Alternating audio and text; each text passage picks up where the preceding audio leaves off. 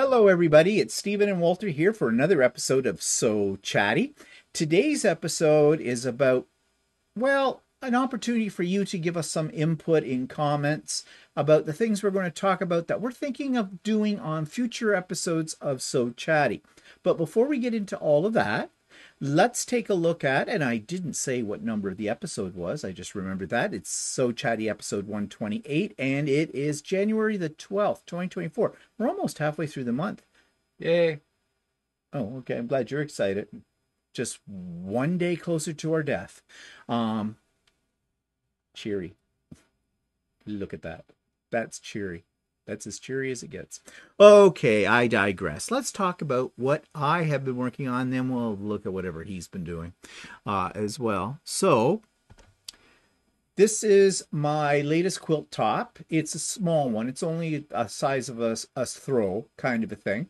But I needed a palette cleanser, and I have a ton of charm packs. You know, I'm a sucker for pre-cuts. I love pre-cuts, but then I never know what to do with them. And I especially like charm packs because you get such a variety of fabrics in them. And I had a couple that had these batiks in it, and I really like them. And I thought, well, why don't I just make a whole bunch of half square triangles? Because actually, I kind of like making half square triangles. Don't know why, but I do. And half square triangles are very versatile, depending on how you lay them out. So I started off with a block that sort of looked like a maple leaf. Now, you might be able to see that in this configuration if you look at it very closely. But then I started moving the blocks around. And essentially, they're all the same block, pretty much. They look like they overlap in the center. But I just kept building it on the design wall. And this is what I came up with. I think it's very pretty. And then I had leftover pieces, of course, as you do. And I decided to make a scrappy little border all the way around using the same colors that are in the main part of the quilt top itself. So I need a name for it. I was calling it Scrappy Leaves. But that was when I had the blocks turned in a certain way, and they did look like leaves. But now that I have oriented them in a different way, rotated them around, it doesn't really look like leaves. It does look like stars. So I could change the name to Scrappy Stars. Or, since there are a lot of points, I was thinking have a little fun with that idea and maybe call it Making a Point. I don't know. So I'm going to leave this up to you. Name this quilt top. By next week. If you've got a suggestion for a name for it, put it in the comment section of this, and we'll go over them next week and just see what ones really grab me or grab you, and that's what we'll name it. Is there a prize for the name we pick? No, just my undying gratitude, which I believe is prize enough. Don't you think, Walter? How about Stephen's bush? Stephen's bush. It looks like points of a bush. Well, I'm sure you guys can come up with a better title than that. So, I don't know. Walter's now thinking. I can tell I'm smelling rubber burning. But moving right along to my other project. This one was another palette cleanser. I actually think I started this. Yeah, I got the top finished before we went on the retreat. But now I've put it on Lucy and I've quilted it and it's all done. It was a simple pattern, as you can see, called Dart. I think it was a free pattern, and it was, I think I've been telling people it was Riley Blake, but I think it's Robert Kaufman, actually, is where the pattern came from.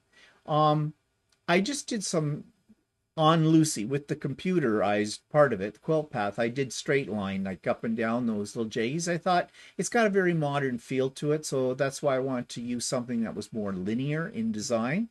Now, I'll let you know a little secret about this quilt, because there's always a little secret behind all my quilts. So it was all up on Lucy, ready to go, and I thought I had it on Lucy straight.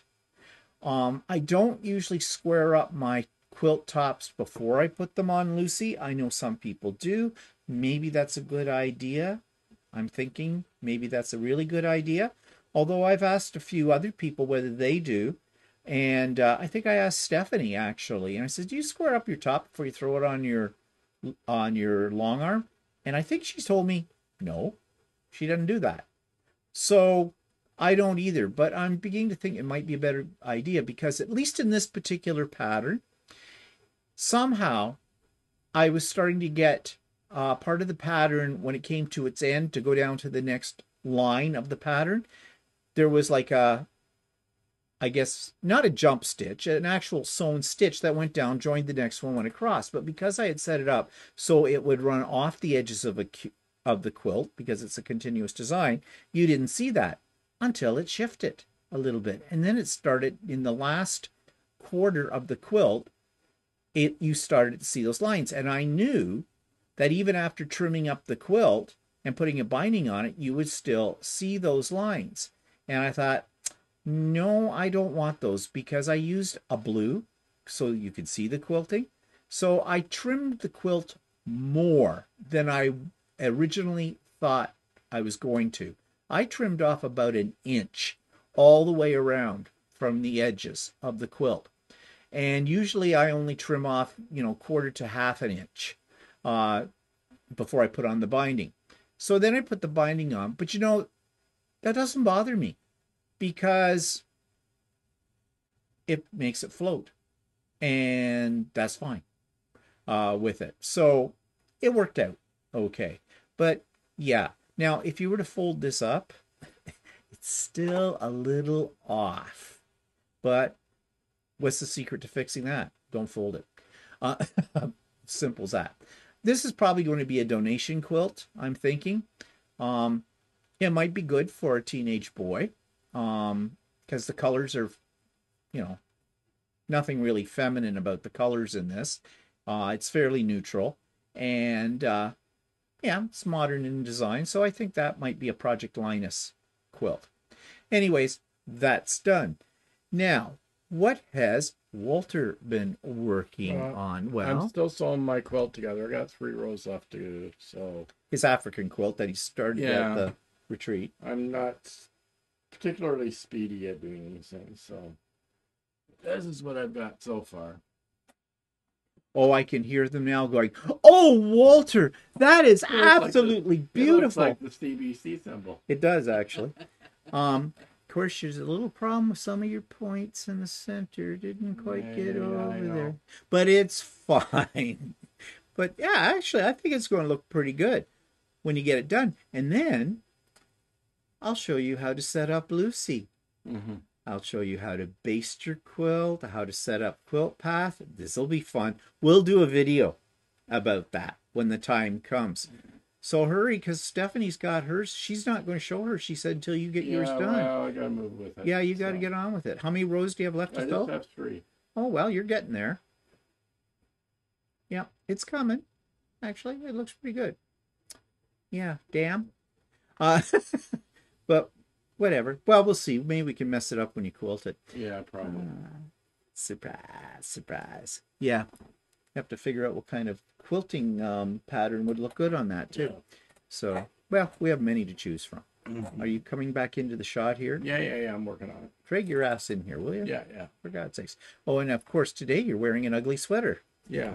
It's cool down here, so I thought... Is that a sweater or is that a... No, that's Margaret. Margaret gave that to me for my birthday, like 20 Margaret. Years. More than 20 years ago. Oh, that's his dead sister. So the one we didn't like. Yeah, but she could knit.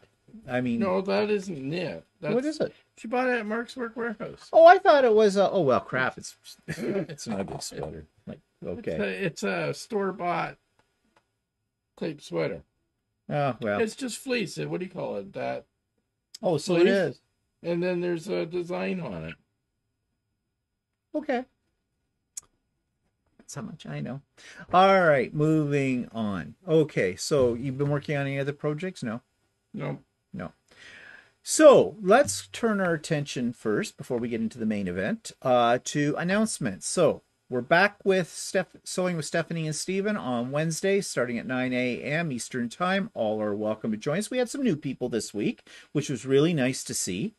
We're not a huge group, but that's okay. It's quantity, not quality. No, it's quality, not quantity. That's what I really meant. Yeah. Um, so yeah, so you're all anybody's welcome to join us, and it's you don't have to be there all day. You know the routine. I've said this like every week, so several times in a week. We did our first, and when I say we, I mean Stephanie of Stephanie Stitches, Shannon of Slay Arts, Russ of Quilt Meets World, and Walter and I from the Idiot Quilter. We did our first, what we called the Sewcial review.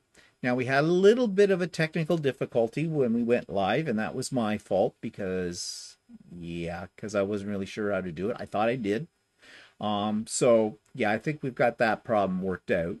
But we talked about what all five of us have planned for this year. Talked about a few other things too. It was very informal. That's the whole nature of the Sewcial review. I did explain the title of it as well on that video. So if you want to know how we came up with that title, go to the replay of the video and check that out.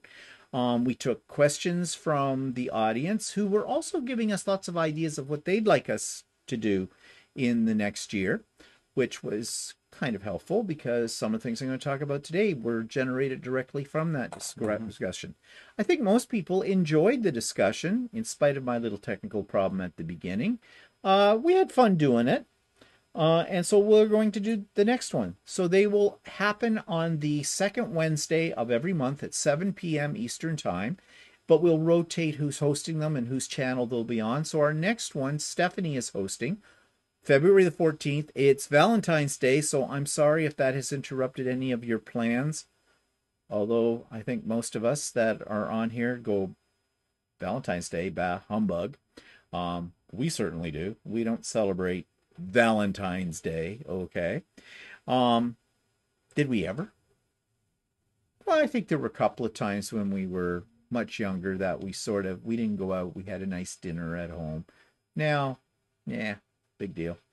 And I think other people feel the same way. But, if you're free that night or feeling lonely because, you got stood up and not taken out for dinner or whatever, or you're slamming back that last bonbon from the box of chocolates that someone special gave you, which might have been just yourself, join us. So for the Sewcial review. And I think our topic next week, and this came from a suggestion from one of the people who was in the chat, who were in the chat, they wanted us to talk about our first quilts and show them if we can. Well, we decided to extend that a little further.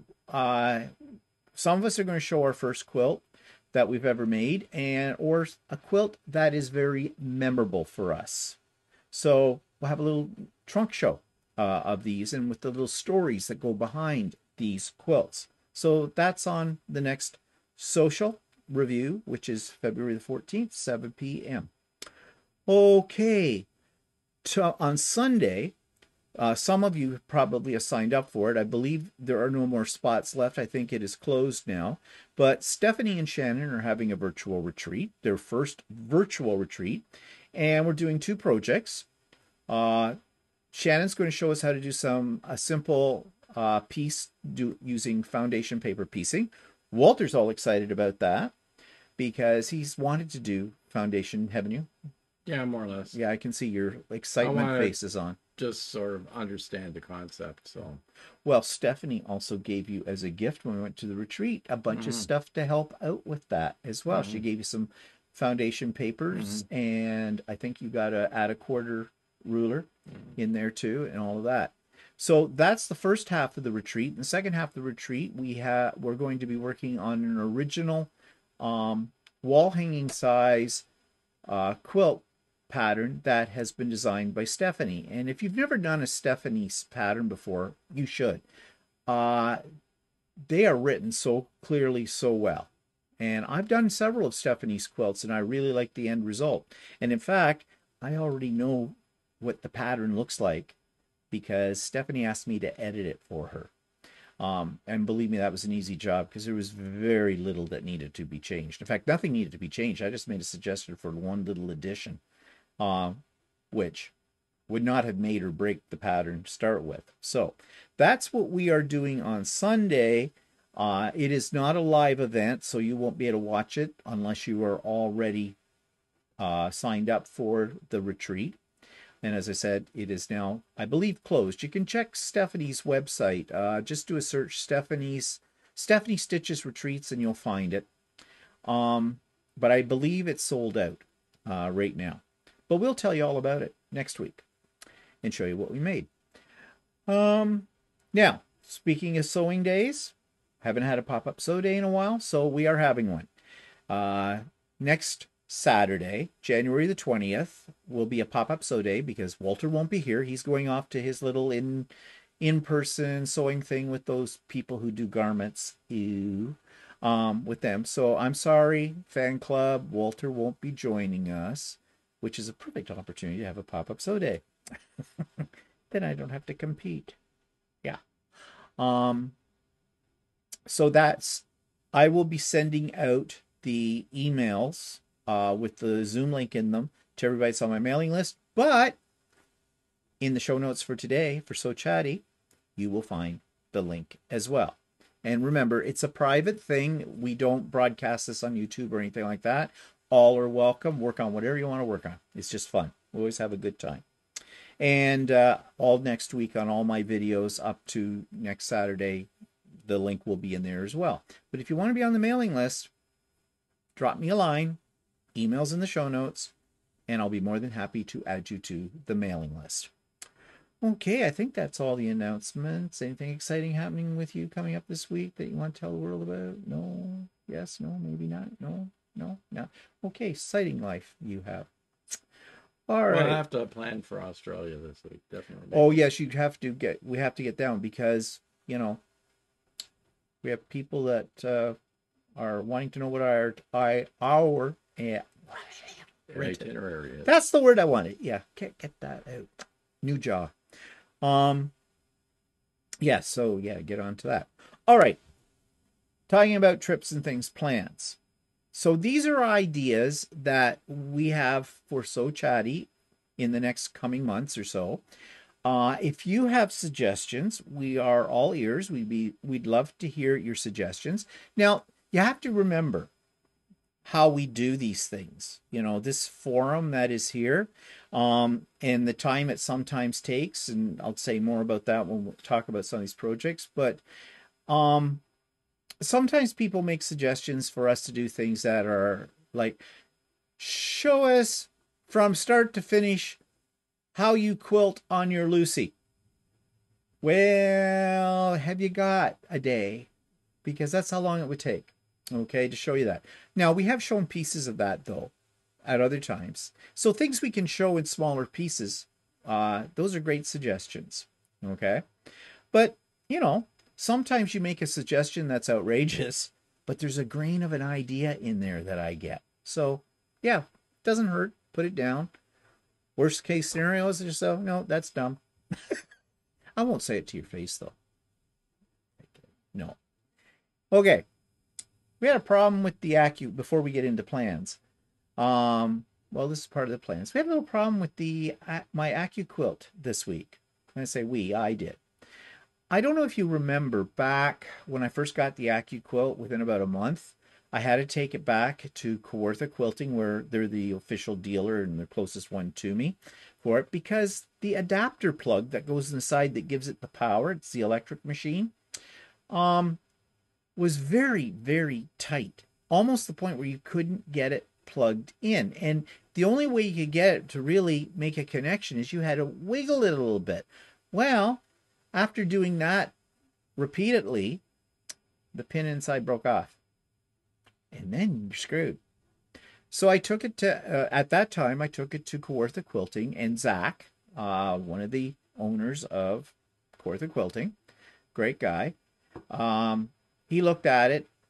At first, he thought he might be able to fix it. It may have been just been a little drop of solder that came off, but then he decided, nope, and gave me a brand new machine, which is very, very nice of him. I dare say that you're not going to get that kind of service if you buy your Accquilt quilt from Amazon or, somebody who's not an authorized dealer or anything.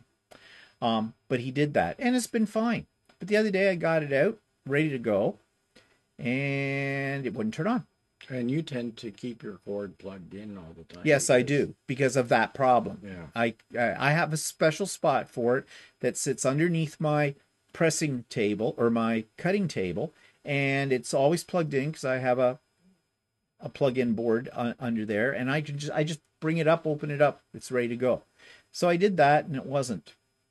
Not sure what exactly happened to it, but I unplugged it, plugged it back in, made sure power was going through it, and I couldn't get the little adapter thing into the side, into the pin, because the pin kept pushing itself. There was no support. There was It no. was like it was you were trying to plug it in, and the receptacle that it was supposed to go into was pushing back from it. Yeah, like there was something had let go inside the machine that held that pin there. So now there was nothing really holding it. It was just moving. So you couldn't get it plugged in. So I thought, great, wonderful. Now, at this point, I've had this Accquilt. I bought it March 26th of 2022. So come 2 months' time, I will have owned that machine for 2 months. 2 years. Or 2 years, yeah. 2 years, yeah. That's what I meant, 2 years. I know what I meant. 2 years. Of course, it's not under warranty anymore. I'm not even sure what the length of the warranty is on them. I think it might be as little as 30 days. Actually, today I went on their product, on the Accquilt product warranty support thing. Yeah. It doesn't mention anything about the Go Big on there. All it has is the Go and the what do you call it? The smaller one, no, not even the smaller one. It says the Go, and it has the studio one. The studio one. That's the biggest one. Yeah, it doesn't talk anything about the Go Big or the Go Me. And it doesn't even list them they're available? Well, no, it's under the warranties page. Oh. It doesn't talk about the other two. Interesting. Yeah. Well. Unless I've missed a section of it, but I'm not sure. It just seemed I was looking for it on their page and I couldn't find it anywhere. That's interesting. So anyways, there's the problem. And because it's an electric machine, well, if you can't put power into it, you can't use it, right? So I wasn't really a happy camper. Now, I got looking at it. I was pretty sure I knew what the problem was, but whether or not I could actually fix it myself. And when I say I am at Walter. So I thought, okay, how do I get it apart? And first of all, should I take it apart? Because, as soon as you do that with something and you take it in for repair, you did this. You were screwing around with it. You shouldn't have taken it apart. Well, I looked at the screws that were on it, and they were weird. And I didn't really have anything available to open up, so I just left it. Well, of course, Walter, though. You had something, didn't you? Yeah, like sometimes with screwdriver sets, you get these weird heads on them. They look like stars. And that was what but the not screws... not the ones that we call a Phillips screwdriver. No. They're actually like they have like 5 points to it or something. No, like 6 actually. They look like a Star of David. Yeah, they do. And they come in various sizes. And a lot of times, if you buy a screwdriver that has a bunch of different nibs on it, then it will come with these strange screws. But very rarely have I found one product that I needed to use one of those screws on, except for this one. Of course. So anyway, yeah, I had something that would fit it and opened I just took a cover off the end of the machine, and it gave me enough access that I could look inside and see where the receptacle for this power cord was supposed to go into. And sure enough, when Steve pushed the power cord in, the inside part pulled away from housing. where it was where it was pushing it, because there's friction when the two ends go together, right? It's like when you're putting a cord into when you're just plugging in a computer into your power outlet in your wall. It's the same sort of deal, right? Like, I mean, it's like the power outlet in the wall is pulling away from the wall. So what I did was I took a screwdriver, and I was able to, there was a lip on it. I could just push the lip against the machine in the inside, so I could hold it into place while it was being plugged in. so it gave it enough resistance that Yeah. the plug would go in, and then of course the power was through and it would work. Yeah. But that's not a solution, because every time you want to use it or you plug it in, if the plug has come out, you're going to have to open up the front panel, take out 4 screws, take that apart, hold a screwdriver in, plug it in, then put the front panel back on. Again, not the ideal way to be using a machine, not very convenient to say the least. So anyways, I had written to Zach earlier in the week and said, I have this problem with the machine, and described what the problem was and what I suspected was happening, and said, okay, if I bring it in and you can take a look at it. And he said, yeah, I'd been in the store on Friday and Saturday. So today is Friday. So in we went with the machine. In the meantime, Walter had done this. We figured that out. So I wrote to Zach again and said, okay, we've done a little bit of experimentation here. And so gave him a clearer idea of exactly what the problem was. Give him a heads up. Because I pretty much figured that what would happen is he would have to send the machine back to Accquilt, which is in the States. And who knows what's going to happen. Now, I want to tell you right now, Accquilt, not Kawartha Quilting. Kawartha Quilting does not make Acquiquilts. They're an authorized dealer, but they have to deal with Accquilt, and Accquilt gives horrible customer support. And I gathered, they didn't tell me this at Kawartha Quilting, but I just gathered from our conversation that maybe they don't really support their dealers all that well either. Now, Zach said what he'd do is he's already had called them, I think, and told him, if he can get the little circuit board that this thing's attached to, so he can drop a new circuit board with this attachment on it. And that will fix the problem right now. But as I said, it'll fix the problem in the short term. But really, there's a bigger problem here. And I said, I don't know if you've mentioned it to Accquilt or whatever. Then I found out that I'm not the only person that has had this problem. There's been other people with a similar problem. Which is, I find, is astounding, because I looked around on the internet, and if it's a common problem, usually you can find things listed on the internet of other people having a problem. And the closest thing I could find was a woman was complaining about she was plugging in her Accquilt Go, and it was intermittently coming on and off while she was using it. Well, that sounds like short. So it was either short, or did her plug only go in far enough to temporarily power the machine? And that's a good possibility, because I noticed when I was trying to plug it in at times, it felt like it had made a connection, but no power would come on, and I'd wiggle it around to see, and no, it wasn't actually going in because of what we just said about This it. is obviously a design flaw. Yeah, and actually it is a simple flaw to fix. And it's not even like anything with the mechanics of the machine. It is really just the way it receives power. Yeah, it just, all it needs is, it needs to be secured to the housing better. That's all it needs. So whoever designed it did not do a good job of this. So, and I mean, these cheap machines aren't cheap. This is well over $800 Canadian for this machine. Yeah, so we're not talking a cheap machine. Yeah. So anyways, I said to Zach, have you ever really brought it up to them? And I didn't get we didn't get a definitive answer, and I didn't push him for that. But I gathered that basically Accquilt says they don't supply parts to fix machines either. Well, come on. We're not talking about something you bought at the dollar store for $5.99. I mean, really, if you want to look at it, this is half the price of a major appliance that's in your kitchen or something. I can buy 3 microwaves for the price of this. Yeah. Good ones. So, I mean, come on, Accquilt. But Accquilt is famous for their horrible customer service. So this does not impress me. But the other thing that I said to Walter is, I don't know of any other company that really makes machines like they do. She's sort of a monopoly on on quilt cutting machines or fabric cutting machines. There was a machine a few years ago I heard about that was being used by somebody I used to watch on YouTube. I think it was called a Gemini or Genie, one or the other, which was a similar kind of system, but I don't hear I about think those that or see was the them. British system that you were Oh, talking it might about. have been. I don't know. Whatever.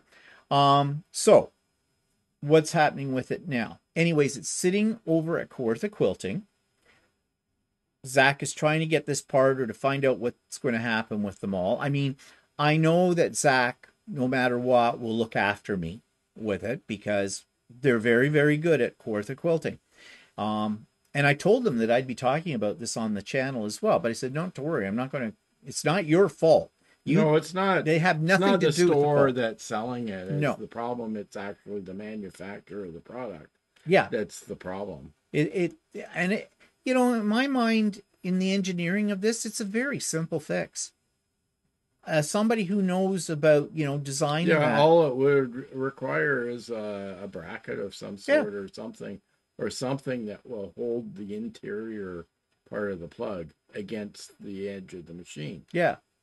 Like, I mean, it's almost like it's just not. It's just a bad design. Yeah, it's just bad design. But anyway, Zach is looking after it. But in the meantime, I'm looking after myself on this because I bought another machine. But I didn't buy the electric one. I bought the next one down from it, which basically will run with all of my dies that I have, but of course it's manual. It's, you know, maybe just stick to manual. But I bought this, and yes, not cheap, about half the price of the electric one. I think this one was 400 and some odd dollars. But the reason I did that was because, one, I use my Accquilt a lot. I have no idea. And you have a how lot long. of investment in all your dies. A lot of investment, like thousands, literally thousands of dollars invested in the dies. So I thought, no, I'm going to get this. If the other machine gets fixed, it could take, I don't know how long. I didn't even bother to ask Zach because he wouldn't know either. Because Accquilt, as I said, it depends on when he gets this part for it. And who knows what that could be. So in the meantime, I'm not stranded. I have this machine. I haven't taken it out of the box yet. That's why I just showed you a picture of the actual box sitting on my table because I haven't got around to opening it yet. Maybe you should do an unboxing. Oh, that's true. Probably could do a little unboxing, but I don't know if it's worth doing an unboxing for this. It looks exactly like that. There's just some styrofoam around it. Yeah. But whatever, like, bore me to tears or other people. Anyways, so I have a backup machine. And my theory is when the other one does get fixed, and it will get fixed at some point, I will probably use it more than this machine. But if I get screwed, I get screwed. On the other one, if it happens again, then at least I have this one as well. But if it happens again, we can have a look at it. Well, if it happens again, we'll be yanking it apart and trying to see if we can do our own fix for it. And then sue Accquilt. Yeah, that won't happen. Okay, so that problem solved. Now, the other thing though too that's about the Accquilt is that, let me go here. One of our plans is I've had people ask if I could give a series of tutorials about how I use, and I'm going to sneeze, excuse me, how, I'm allergic to Walter, it's a standard, really. Take you to the dog groomer and get that fixed. Shave your ball. Oh, too late. Already happened. Anyways, how I use my Accquilt, how I adapt patterns, regular quilting patterns, to make use of the Accquilt. So that's going to be one or two video segments somewhere down the road here for So Chatty that I'll do then. And actually, maybe at that point in time, I'll show you how this machine works in comparison to the electric machine too. And yeah, maybe I will do an unboxing. Yeah. Put it in that with it at the same time. Okay. In fact, I just thought of something, and I think I will. And that may be up for next week on here. So, yeah. But also, there are some things else you can do with your Accquilt. It's very confusing when you buy dies for it because they have these cube sets that are very expensive, but they have a lot of dies in them. However, they have companion sets, which Walter bought me most of the companion sets. No, you still are missing a few. I'm missing some of the angle ones and things like that. But maybe too, we'll explain those in a little bit more detail because it isn't very clear on the Accquilt site as to what these things are all for. And even possibly do, which would bring me into the other thing we're going to talk about, embroidery machines. Accquilt actually has free downloadable embroidery files for your embroidery machine for doing their dies as applique. So basically, the Accquilt cuts out the pieces, and you're with this other file, your embroidery machine does the stitching for you. Sounds good, doesn't it? Uh-huh. Well, that's going to be a video because I have tried it. And I found out some little things about that. But that's for a future video. So yeah. So we're going to do, probably I'll take several videos on So Chatty to talk all things Accquilt as well. And I noticed that one YouTube creator was doing that today on her channel. And she very cleverly edited out where she had a little problem with the Accquilt machine when it cut. Sometimes, depending on how thick of fabrics you're putting in, how many, it'll leave a thread or two little threads on the edge that didn't get cut. And so then you have to go in and you have to be careful when you pull it off the die that it doesn't start to run your fabric or whatever. So like there are, I mean, it's not necessarily a foolproof system, right? No. So no. you need a fool to show you how to. I prefer the word idiot. Yeah, and I will definitely record that too. Record a problem, yeah. Yeah, because it is a common problem. It's a minor problem, a very minor problem, and there's ways you can work around it, and I know what those ways are, and so we'll put that in too. So that's something in the future. Kind of like something like when you're cutting fabric and you sometimes get that little thread that doesn't cut through. Yeah. Yeah. Does the same thing. Or it's supposed to be able to cut 6 layers of fabric at a time. It does for the most part, but sometimes because of the way it works with pressure on it, you put it through and it hasn't cut just in one spot, but it's left about an inch uncut. What do you do then? Or it gets halfway through the cut and it backs it up and pulls it back out of the machine. That's with the electric because it has felt too much resistance. And so it goes, oh no, you're not forcing that down my throat any further. Then what do you do now? You've got half it. Have you wasted fabric or what? Not necessarily. So these are things I have learned. So those will be in those videos as well.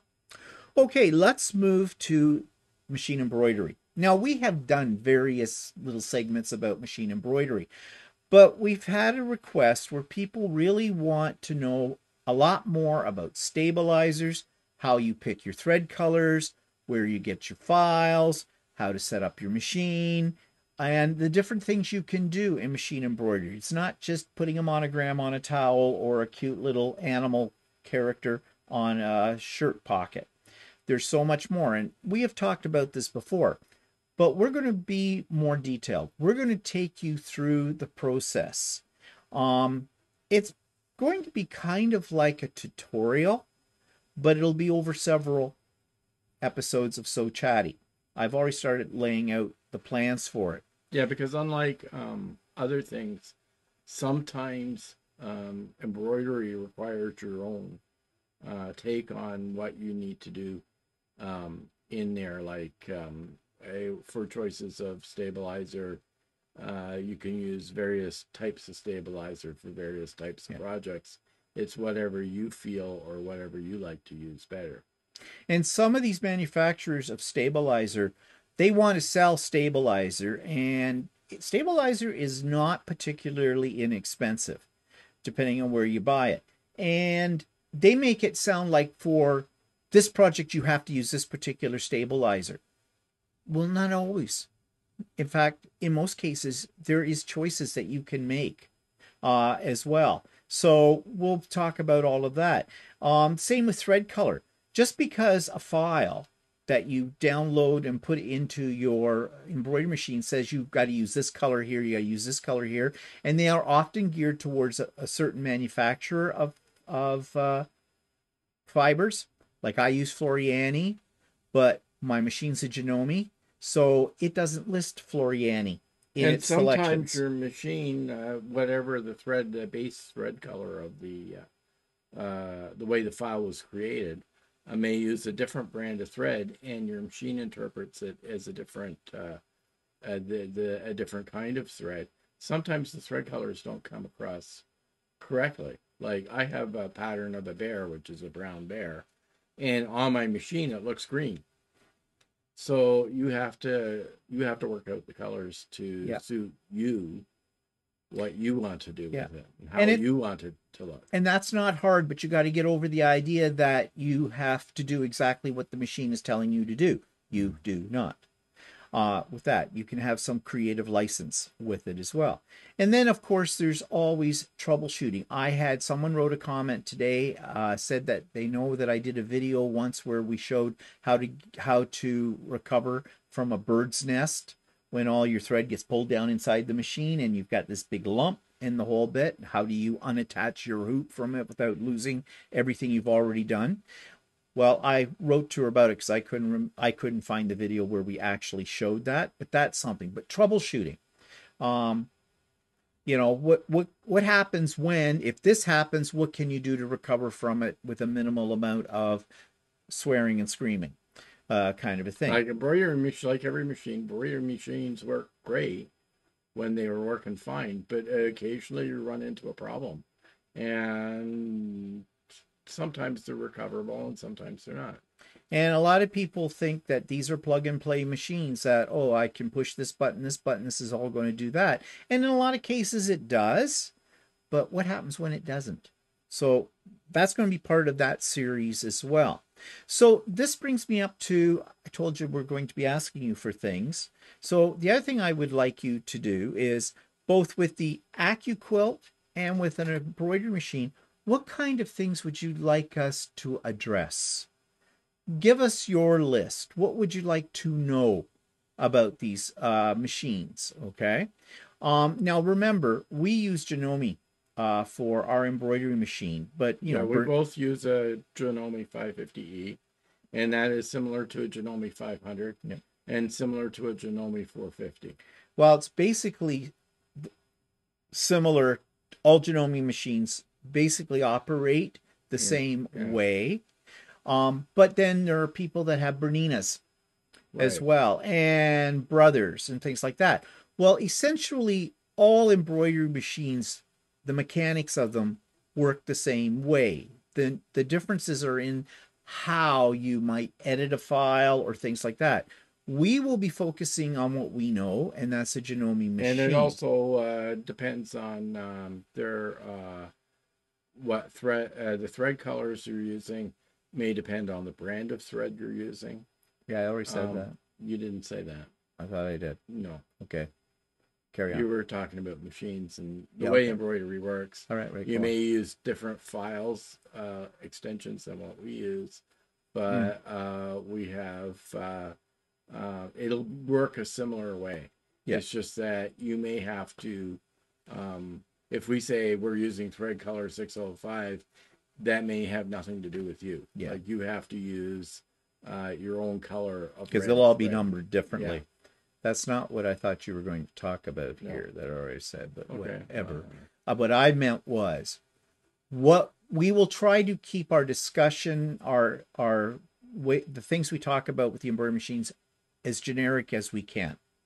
Like we'll talk about that most machines do this, but you might want to have a manual. If you have an embroidery machine already and that, have your manual handy to find the equivalent kind of things. That would be in that series of videos. But as I said, if you've got things you want to know, I mean, we don't know everything.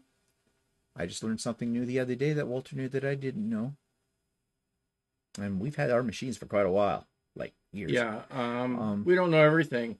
But between Steve and me, or especially Steve, he's done a lot of different projects on the embroidery machine and can cover a lot of topics that way. Yeah. So anyways, just put them in the comments, whatever, and we'll develop things around your ideas plus, you know, what we think we should be showing you too. Now, speaking of embroidery files and things like that, and the different things you can do, I mean, I said earlier, it's not just for putting a monogram on a towel, okay, or a picture on a shirt. You've seen some of the things that we have made. You know, we've done things like we've used them to decorate bags. We've used them. You can actually make a tote bag with your embroidery machine. And I'm not just talking about doing the design on the front of the bag. I mean, actually putting a bag together. So that's something we may talk about and show you as well. Freestanding lace. What is that all about? How do you do that? Three-dimensional objects, which are a form of freestanding lace. How do you do that? What about applique? How do you do applique? Things like that. You know, how do you manage to put together a whole table runner that is much bigger than the hoop size you have on your machine? Those are all projects and different things that you can do, and we'll look at those and, you know, talk about them and show you as well, because that's part of what we plan to do. We're not just going to sit here like we're doing right now and just talking about these things. We're actually going to show you on camera how these things work as well.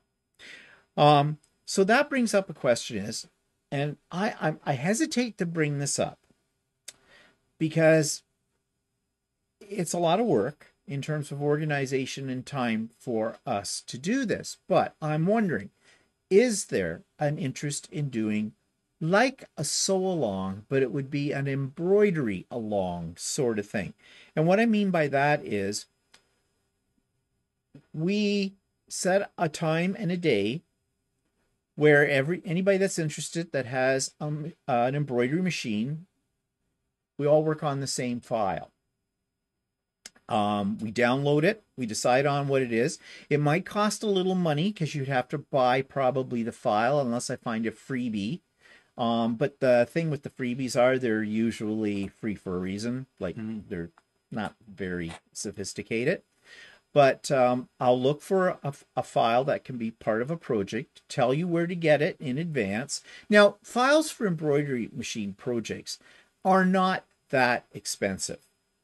Okay, they're actually cheaper than going out and trying to buy a pattern and buying for your fabric and everything for a quilt. Mind you, you're making something that's a little smaller, of course. But we would all be working on the same one.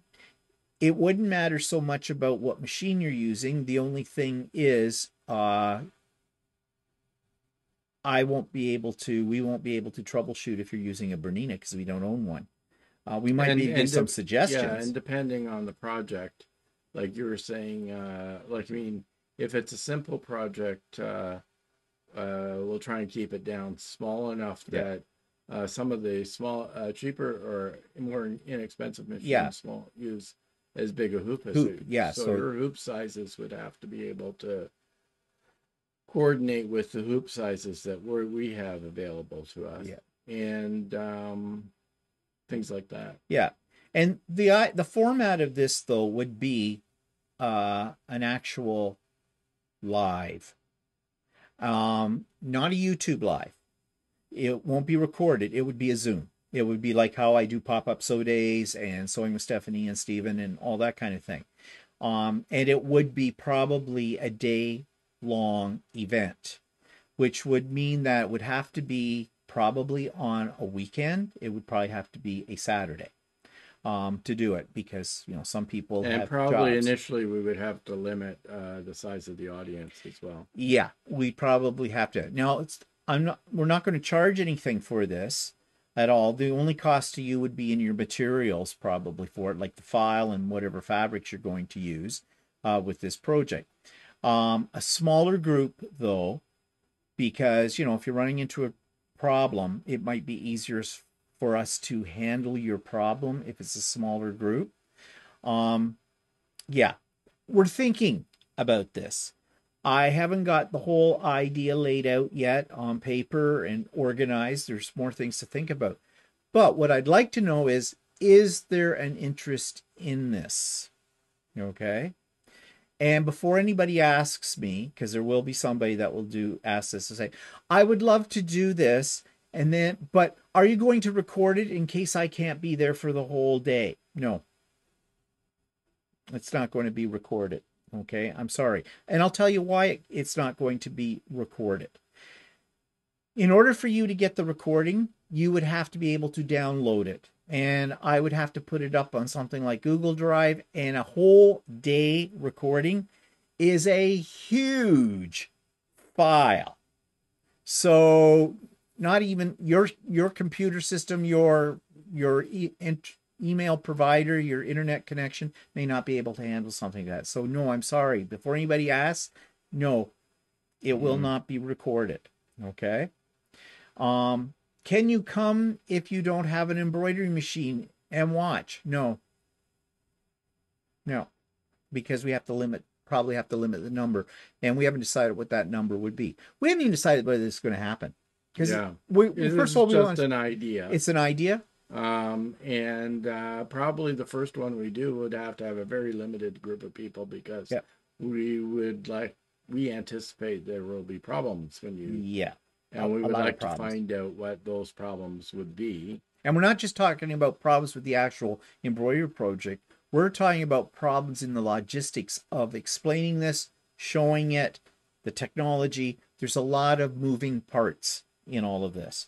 But the first thing we need to know before we commit any time and effort to any of this is this something you seriously would be interested in? I don't want you to say, oh yeah, I'd be really interested. And then when we get it all set up, you, for one reason or another, don't want to show up. You have to, when you say you're interested, it means a commitment. A commitment saying that if we provide it, you will come. Okay? Just like that. If you're not sure, you can't make that kind of commitment, please don't say you'd be interested. Okay? In that. All right? Because that just, we're investing a lot of time. Would be investing a lot of time into this. Okay, so now somebody else, and I think this was directed at Stephanie, so I might be stepping on her toes, but she'll understand. Somebody wanted to know what we do to pick thread colors and a pantograph when we're about to put our quilt onto a long arm, how we make those decisions. I know how I make those decisions, and I'm sure Stephanie makes her decisions maybe in a similar way, or what's different. And this is why I don't think I'm stepping on her toes, because we each have our own methods. So if she decides down the road she wants to do something like this and show you how to do it, well, then you'll have two different ways to compare what we do. So that's something. That would be not a very long segment. That would be maybe one so chatty kind of a thing where we can do that. I've done. Are you going to sleep now? Yeah. What? Well, stay awake. Interject here. Talk. Speak, or whatever. Yeah. Oh, he's really going to do that? No. There are other people that do that sort of thing. Yes. Like if anybody watches Donna Jordan's quilting, she often at the end of when she does her quilt will do a segment on what she's doing to choose thread color and stuff like that for her quilts. And basically I use her method. And it's not a method that is a secret. It's how most people do it. However, what might be different, the different twists that I would put on this is it'll be like a stream of consciousness. I'll actually have one of my quilts on Lucy, and I'll be talking you through my process, talking to myself. You're just privy to it, where I will show you my threads, what I do, how I make it, why I'm making the decisions I'm making as well, especially when it comes to why I'm picking up a certain pantograph as well. So all those kind of things. So that's how I would approach it. And if I make a mistake, you'll see the mistake, kind of a thing. In fact, I'll get Walter involved with it too, because then we can have an argument over the choices, because we will. Because I think he'll go, I don't know, I think this might look better, and blah, blah, and I'll go, no, I want to do this. Well, and then you'll see us have a fight, and then you'll see splattered blood on the quilt, and well, You might not know who won until the body hits the floor. Um, Now here's an idea that's oh, so let us know in the comments too. Is this something you would be interested in? Okay. And some of this stuff, I just thought of this. Some of this stuff, the way we pick the color and the design, would probably translate over to if you do your quilting on a domestic machine as well. Because it's the same thing. You have the same kind of decisions you have to make. What color am I going to use? And what design am I going to use? So it's more about decision making than it is about the actual setting up of the machine for it. Okay, so got something here called Let's Go Shopping, Walter 9. Now, I'm not sure if this is a good idea or not. I don't know if it's any interest to anybody. You know that on my Idiot Quilter episodes every week, I review an online store. And I talk about, how their website works, what their prices are, what they have to offer, this kind of thing. And I assess them from that. But I was thinking to do a little deeper dive. Walter and I would, off camera, for setting this up, find an online quilt store and basically go through it, make some notes about what we like, what we think could be improved, all that about it, and do a very in-depth review of a particular store based on their presence online. Not saying going in and talking to the owners or anything like that about the store, just looking at what we can find online about that particular store, how it's all set up and everything like that. And actually possibly do an imaginary cart of stuff. Might end up being a real cart, actually, if I see stuff I really like. And check out, do the checkout process, find out, shipping, all this kind of stuff. If we can find somebody, if they have any reviews listed about their site or whatever, see if we can find those. A little bit more in depth. And that wouldn't be every week. That would be a segment every other month or something like that, depending on how this works out for us time-wise and things like that. So again, if you think this might be of interest, or you have suggestions of what you would like us to focus on when we do that, in the comments section. Okay. The other thing, another project, now this is more or less more me than Walter, but I have a stockpile of quilts that I've made. And this is the year I'm going to start giving them away to Project Linus. That's my first charity I'm going to give them to. Project Linus. People donate quilts that go to kids that are suffering severe trauma of some sort in their lives, whether a broken home, child abuse, in the hospital for a very serious illness or something like that, whatever, homelessness, and they're in a shelter, whatever. So I'm going to be selecting some quilts for that, and I'm thinking that I might actually put some up here on a Chatty and say, okay, I've got 3 quilts picked out. Which one do you think would be most appropriate for a Project Linus? And I will be focusing on teenage boys or teenagers, could be girls too, I suppose, because that is the one group on Project Linus, I did some investigation, they get the least number of quilts for. Baby quilts coming out of the yin yang, and for small, younger children, but for the teenagers, they seem to get forgotten. So I have an interest in teenagers because of being a teacher. That's what I taught. So it's kind of within my environment, or was in my environment at one time. So yeah, so that's what we're thinking of doing there as well. Okay, do you have any other plans or things you think we should focus on So Chatty in the future? No, you pretty much covered it. I don't know. Yeah, I don't know. Is there anything that you do in the sewing world that we could put there? Because, I mean, I've been focusing more on embroidery quilting kind of things, but what about garment sewing? Anything there that I have to think about how I would be able to do that. maybe some tips and tricks when you make your shirts? Because I know you do certain things that are not necessarily always what people are taught Mm-hmm. to do. So that might be of interest too to people. So again, if you've got ideas for Walter when it comes to garment making, remember, he doesn't do dresses or lingerie. Okay. We're talking men's shirts. Right now it's men's Yeah. shirts. I haven't done a lot of pants or shorts or anything, which I probably should start doing, but Yeah, I need shorts for the summer. mm-hmm. Get on with that. Okay. So that's it. Next section would have been comments from the past week, but actually there haven't been any comments that I think we need to discuss more because most of you have been very nice. You were telling us, welcoming us back home from Georgia and everything like that, which was very nice to hear. You missed us, which was nice for that. So just recap here. Pop-up sew day next Saturday, the 20th. Sewing with Stephanie and Steven this coming Wednesday, as usual. And if you haven't seen the Sewcial review, check it out. It's good for a laugh or two.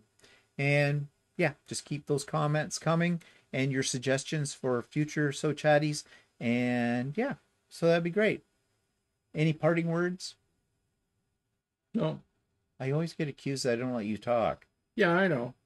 I'm not a talker, so. Liar? Yes. Okay. Anyways, Well, not on here. If I have something to say, I'll say it. you realize they hover over or hang on to every word that comes from your mouth because you are And Mr. when I Dreamer. correct you, I'll correct you like months and years. No, I'd be so disappointed if you didn't. It's a way of life for me. Okay, people, that's it. Thanks for joining us for this episode of So Chatty, and we'll see you next week for another episode. Have a great week and a great weekend. Bye, Have a everybody. great week.